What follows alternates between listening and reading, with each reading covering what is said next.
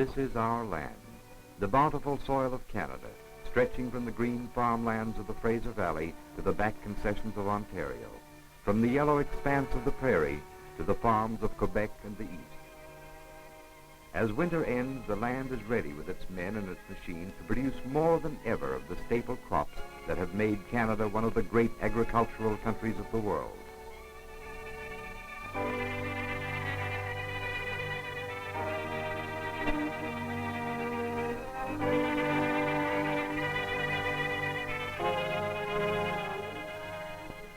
We shall need more grain and corn and vegetables. We shall need more fruit from our orchards. And potatoes from our truck farms. We shall need more of everything, for this year's food production program calls for an increase of 25% over last year if Canada is to live up to her commitments to her own people, to the armed forces, and to her friends and allies overseas.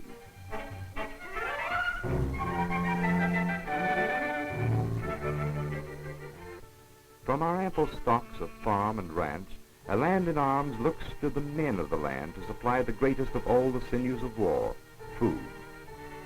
Canadians must be well nourished with the vital food that builds strength and resistance, for unless the people are fit, they cannot fight with all their heart. In our factories, the men and women who are turning out the tools of battle look to the farmer for the good food served in their canteens, food that enables them to work more effectively and to produce better planes and tanks and ships and guns.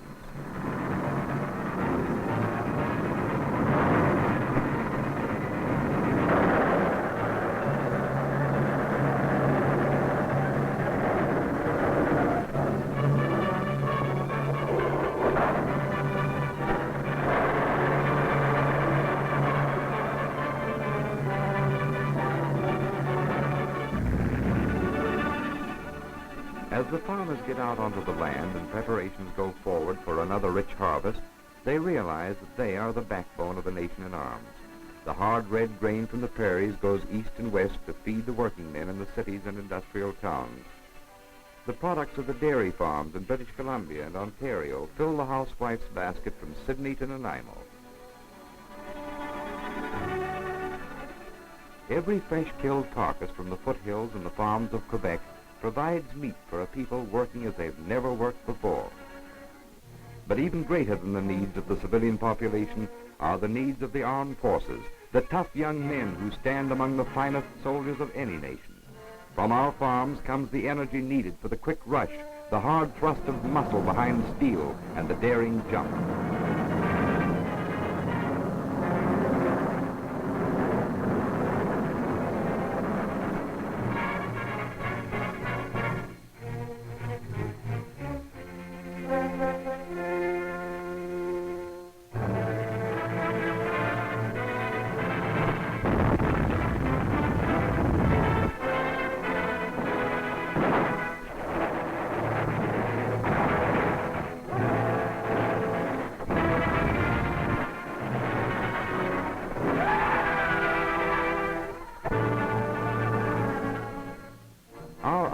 One of the best-fed armies in the world, and our soldiers look to the farmer for the rich variety of food that comes to their mess tables.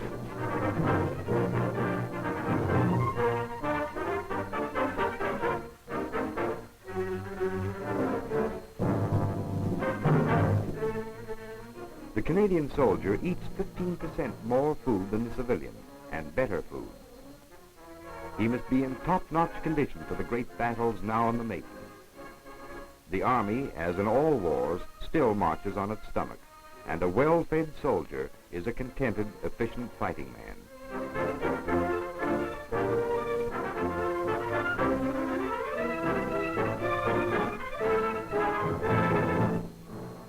But as he prepares to seed and gather in new crops across the land, the farmer sees that it is not Canada alone, but her friends and allies across the ocean that look to him for increased supplies this year.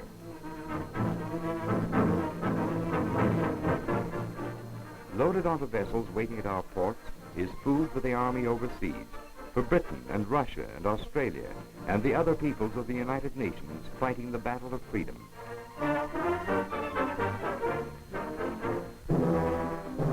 And as the loaded convoys prepare to put out to sea, they face new dangers. For the Nazi High Command, turned back in Russia, stopped dead in Africa, has pinned its hopes of victory on an all-out submarine campaign.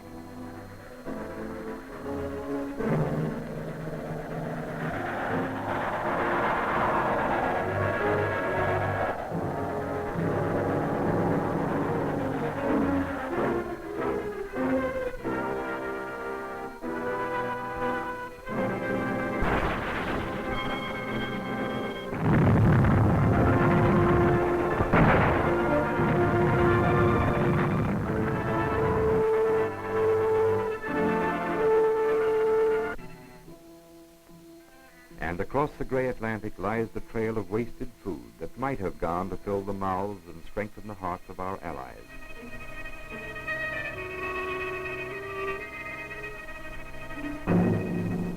To beat the submarine, we must produce still more food, for when it reaches our friends, how warm and welcome it's coming.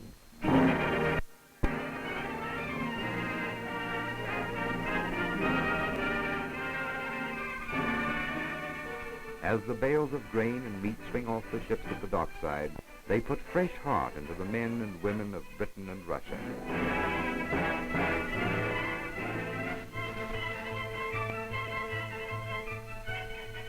But today, Canadian farmers fighting the battle for increased production face a grave problem: shortage of farm labor. Into the fighting forces go the young men who once tossed sheaves or shucked corn on Canadian farms, who milked the cows and drove the tractors. The finest soldiers of our new army have come from the farms, but their going leaves the farmer with less help at a time when he is called on to produce more than ever before. To help him, the city folk have rallied to his side, and in every large center, high school boys and girls are putting in work on the farms at the critical harvesting period. The Ontario government alone has this year arranged to let 100,000 boys and girls out of school in April to ensure that there shall be adequate help. And so women and girls have taken over added work in the field and at the barn. Youngsters gravely shoulder new man-sized responsibilities. But as the farmer turns for added help to modern equipment, he meets another challenge: shortage of farm machinery. The raw materials of peacetime tillage must be spared for the fighting fronts. Steel from the blades that cut the earth now carve new furrows on the sea. Copper and rubber in new forms now roll from the old production lines.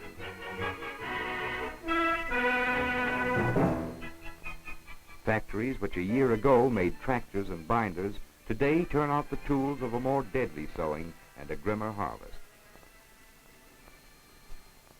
To ensure equal distribution of available supplies, the Dominion government has set up a nationwide rationing system, and the Wartime Prices and Trade Board is releasing this year only 25% of the new machines turned out in 1940. Rations on repair parts are ample, 150% of 1940 requirements. But priorities make it hard to fill orders fast, so farmers now start early in the season to look at their old machines. If a new machine is essential, the farmer fills out a ration order with his dealer and can then go before his local appeal board. This board, made up of the ration officer, an agricultural representative, and a farmer well known in the district, ensures the applicant a fair hearing. These men consider what job the farmer wants to do with the new machine, and if he plans to expand his crop to meet wartime needs, his appeal may be granted. If not, he knows that the men he meets have judged his claim fairly in relation to the needs of the country as a whole. Well, we've seen what the government's doing, but after all, it takes farmers to settle a farmer's problem. How can we get the best out of our equipment for the duration? For one thing, we're getting together more than we used to. There's a fine tradition of neighborliness around our farms, but now we're extending it to the machinery. We try to figure out ways of pooling our equipment. You might call it an extension of custom farming. But it's more than that, because we're getting to see that if we're going to produce 25% more than we did last year, we've got to pitch in and help one another.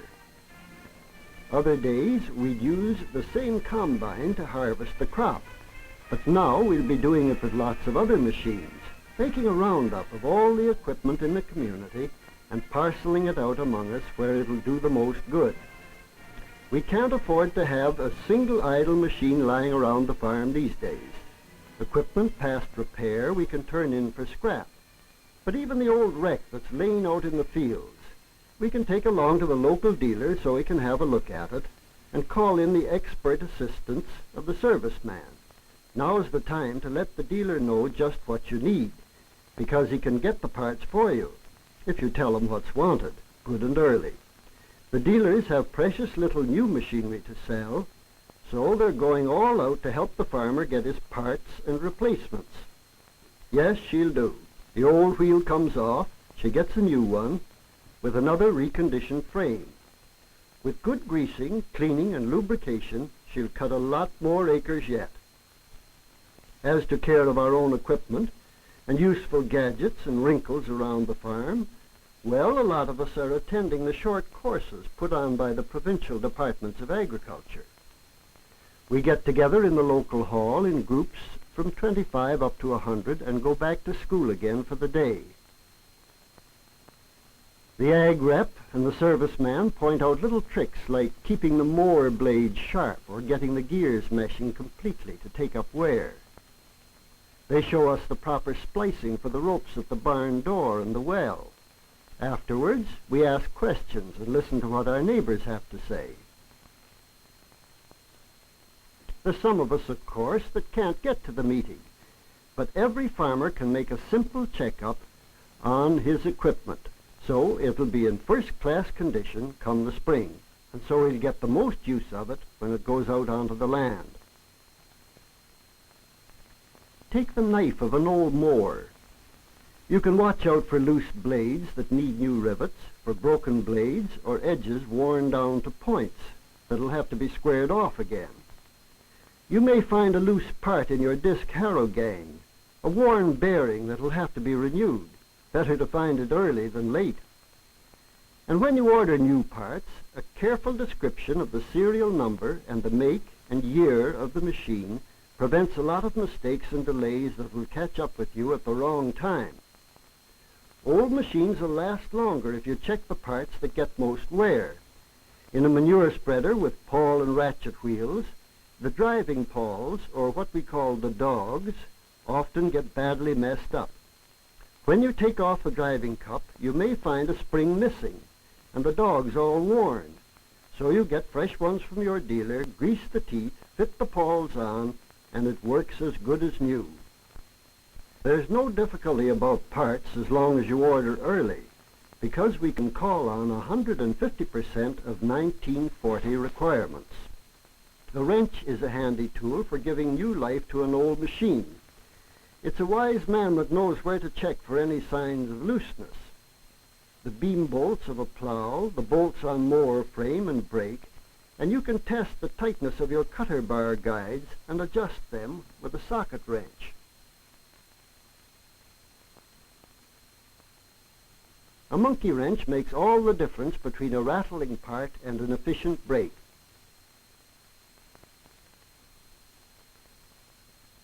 Here's a mower that's not doing its job right, but a check with a piece of string tied from the center of the pitman bearing to the outer shoe of the cutter bar tells you why. The bar's out of line. Now a simple adjustment at the drag bar and you've got the correct alignment for cutting right away, with a lead of 1.5 inches. It's little wrinkles like this that save the trouble later on. You may find the twine is breaking on the binder knotter. If you can't tell the right tension with your finger, a check with the gauge is a good idea. Just loosen the pull, and the gauge shows the correct tension of the binder that's doing a job, 6 to 8 pounds. The blacksmith's forge comes in useful too. You can always sharpen and straighten out bent harrow teeth and such like on the anvil. Machines pick up a lot of caked mud out in the field, and when that gets all mixed in with the grease, it doesn't do the machine any good. But some work with a sharp knife or a good stiff wire brush soon cleans out the dirt along the joints and gears. It never hurts to paint up the woodwork either, especially if you clean the surface ahead of time. Painting helps to preserve the wooden and metal parts that are hard to get right now. A good lubricating job has saved many a farmer plenty of grief before now. But it's best to clean out the grease cups and oil holes first. Use any good grade of grease or oil, and the guns and cans should be kept clean. How often you oil a part depends on the amount of work it has to do and the wear it gets. But one thing is certain, a thirsty machine doesn't do a good job.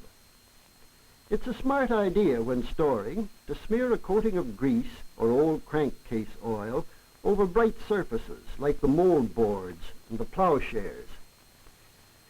Gotta be mighty careful of our tires these days. Check pressure as often as you like, because if it's too low, casings will work loose. A box in the workshop is a handy place for tools, and the right place. You know just where everything is, and all the tools that belong in one machine should be kept with it, so adjustments can be done quickly on the spot. Well, now's the time to get going, before work starts. And well ahead of time, the farmers all across Canada are looking to their equipment. They're getting out into the barns and the implement sheds and the stables. They're not just moseying around, they've come out there to do a job, to make sure now that their machines are in good condition for plowing and seeding and harvesting.